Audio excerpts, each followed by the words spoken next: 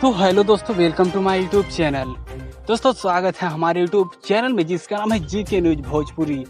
तो दोस्तों आप लोग के बीच में एक न्यूज सॉन्ग का अपडेट लेकर आ चुका हूं, जो कि दोस्तों राकेश मिश्रा का है। जी हाँ दोस्तों, राकेश मिश्रा का न्यू सॉन्ग आ चुका है, जो कि दोस्तों हमारी स्क्रीन पर देख सकते हैं। जो कि दोस्तों गाने का नाम है जिलेबी आहा आहा आहा। दोस्तों गाना तो बहुत ही सुपर डुपर हिट होने वाला है। तो दोस्तों वीडियो में सब कुछ जानकारी मिल जाएगा, तो वीडियो में बने रहें।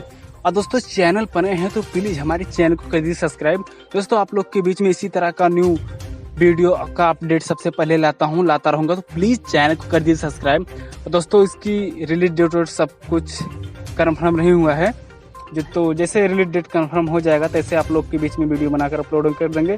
दोस्तों ये सार्की म्यूजिक पर इस गाने को लॉन्च किया जाएगा, जो कि अभी रिलीज डेट कन्फर्म नहीं हुआ है। तो दोस्तों वीडियो यही है। तो वीडियो अच्छा लगा तो प्लीज़ लाइक कर दीजिए।